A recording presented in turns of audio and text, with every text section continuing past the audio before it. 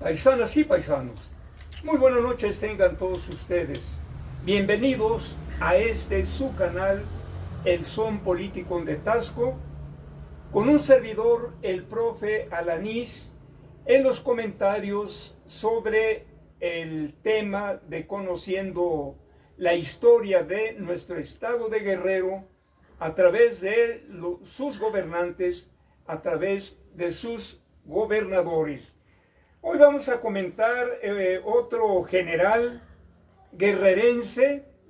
Me refiero al general Canuto A. Neri. Nació en el pueblo de Zumpango del Río Guerrero. Durante su juventud se dedicó a las labores del campo, abrazando después la carrera militar. Vamos a ver quién es, en términos generales, el general Canuto Neri. Fue gobernador interino de Guerrero del 26 de abril al 24 de mayo de 1878. Fue interino. En 1893 se pronunció en Mezcala contra el gobierno de Mariano Ortiz de Montellano.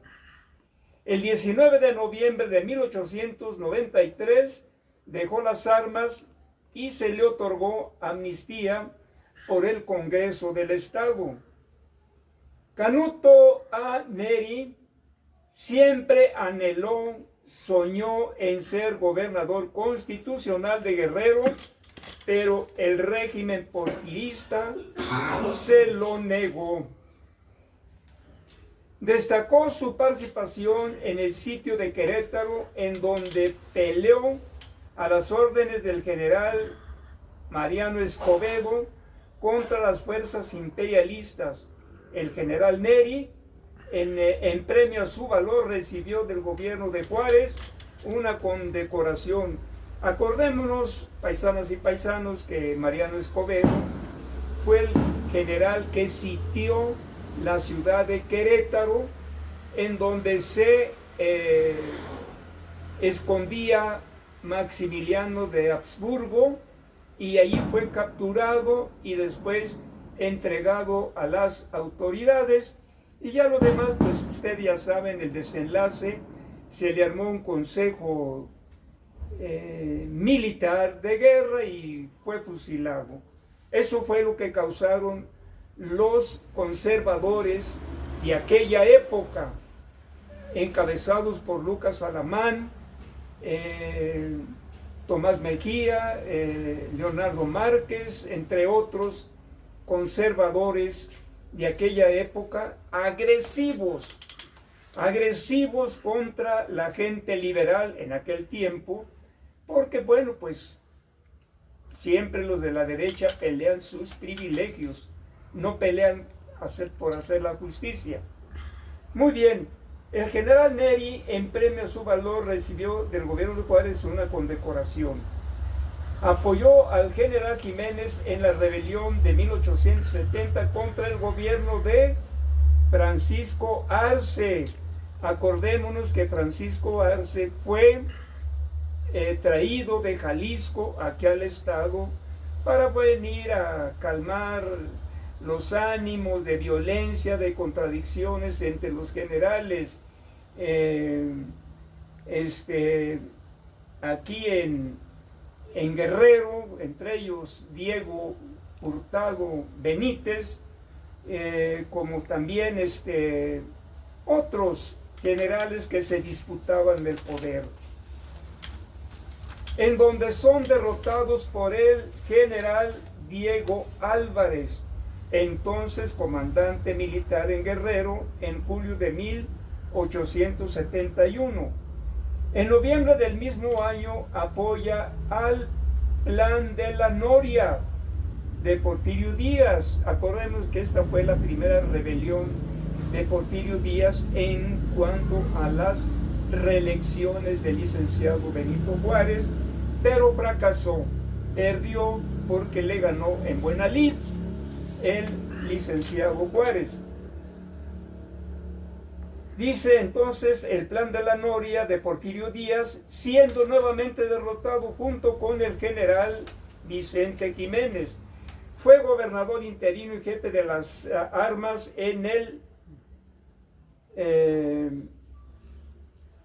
gobierno del general Rafael Cuéllar, comprendiendo su periodo del 26 de abril al 24 de mayo de 1878.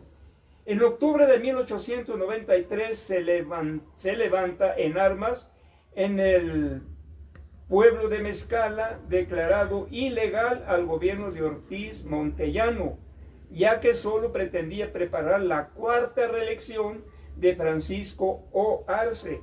El 3 de noviembre de 1893, el general Arce renuncia desde la Ciudad de México, escribiendo a la legislatura del Estado, empleando estos términos, y entre comillas dice: no deseo alentar ambiciones ilegítimas y violentas, ni ser motivo ni pretexto para perturbar la paz pública, hacer daño al pueblo y alarmar a la república. Habiendo logrado el objetivo que se propuso la rebelión, Neri depone las armas el 19 de noviembre de 1893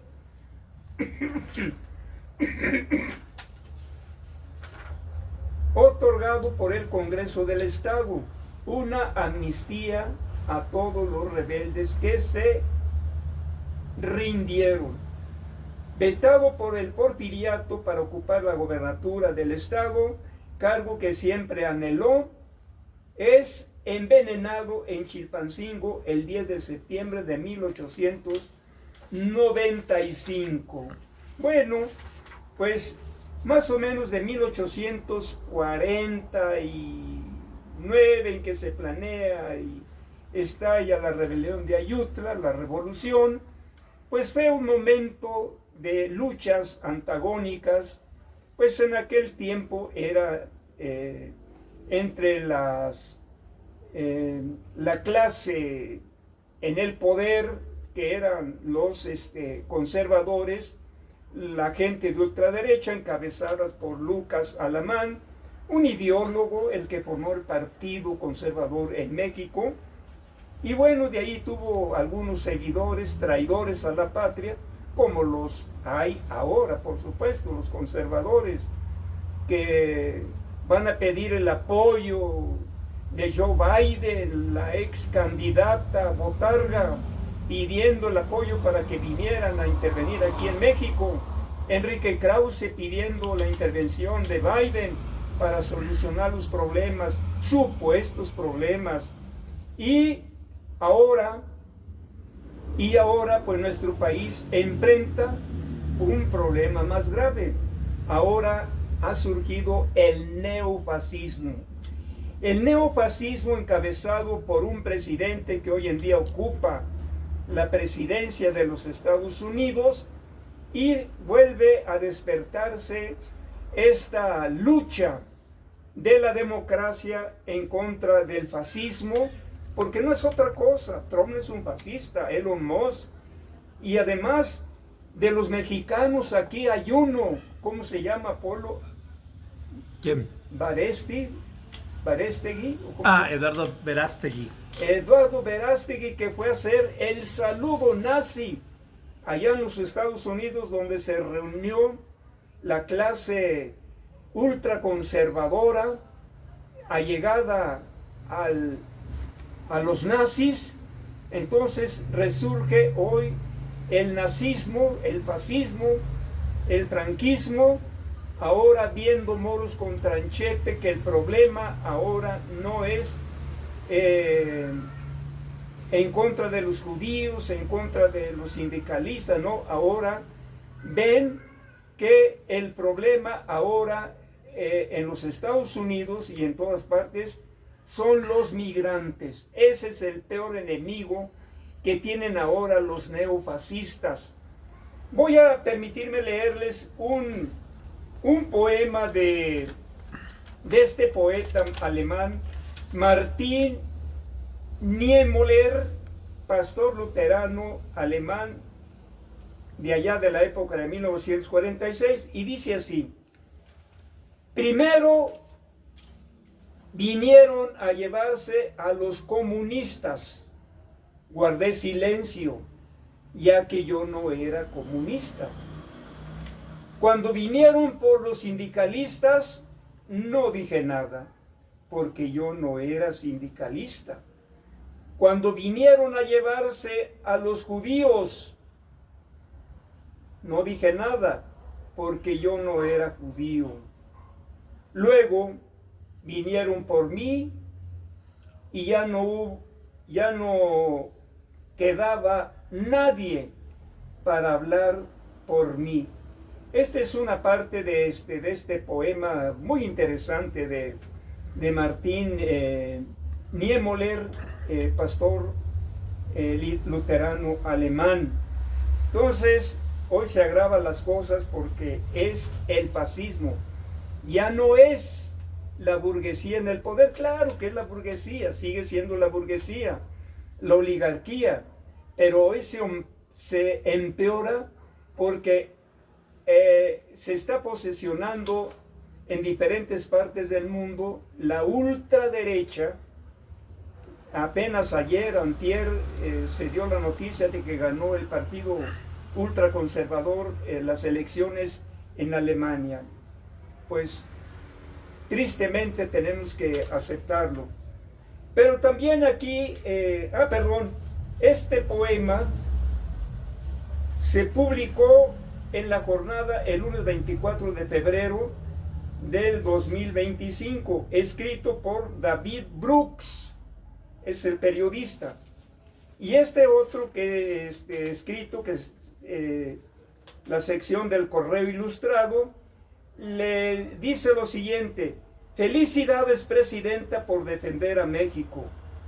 Felicidades a la presidenta Claudia Sheinbaum por su acertada defensa de la soberanía nacional y los intereses del pueblo de México ante las amenazas de Donald Trump. La estrategia de negociación en lugar de confrontación con Estados Unidos en el camino a consolidar, teniendo como base un principio básico: la reciprocidad. Como me trates, te trato. El expresidente López Obrador ya decía: la política surgió para negociar, para que haya entendimiento, y eso es lo que está haciendo la presidenta Claudia Sheinbaum, y haciendo llamado al presidente Donald Trump a que reflexione, porque esto de la imposición arbitraria, fascista de los aranceles van a dañar irremediablemente a los consumidores en los Estados Unidos. Y si se aplican en Canadá, lo mismo va a pasar. Aquí en México pasaría lo mismo. De ese 25% se le cargaría al consumidor, al pueblo. Pero Donald Trump parece que no razona, no medita, no calcula. Él, con una boca tan grande que tiene, dice: voy a arrebatar a Panamá el canal, voy a apropiarme de Groenlandia, le voy a cambiar el nombre, voy a hacer mío todo el Golfo de México. Y así impuestos a China, pero con China se está poniendo contra otro gigante de la economía, porque China es más poderoso económicamente, comercialmente, que los mismos Estados Unidos. Ahora los enemigos externos de Donald Trump son los BRICS, ese bloque que se está formando de países como Rusia, China, algunos países árabes, algunos países africanos, también Brasil. Y bueno, ante esto, ¿qué hacer? Yo había comentado esto a un priista cuando le decía hace 3 años, 4 años más o menos. México debe de diversificar su economía, su comercio. Y él me decía, pero pues, ¿qué quieres hacer? Los Estados Unidos tienen todo el dinero del mundo, no podemos cambiar las cosas. Pero hoy en día se está dando un reacomodamiento estructural a nivel internacional.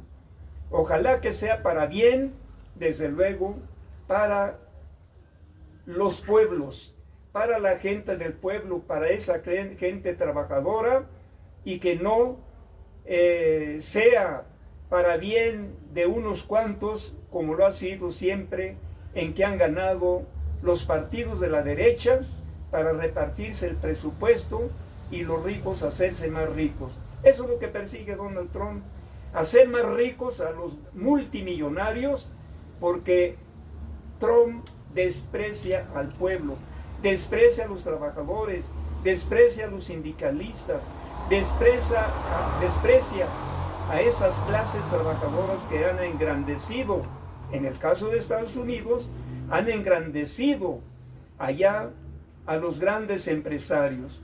Paisanas y paisanos, esos son mis comentarios de hoy, en este su canal, El Son Político de Tasco, con un servidor, el profe Alanis, y en los controles técnicos me apoya mi hijo Apolo Idán.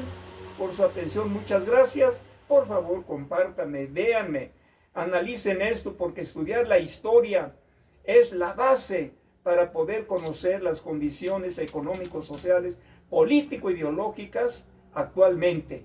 Muy buenas noches tengan ustedes, paisanas y paisanos. Hasta pronto.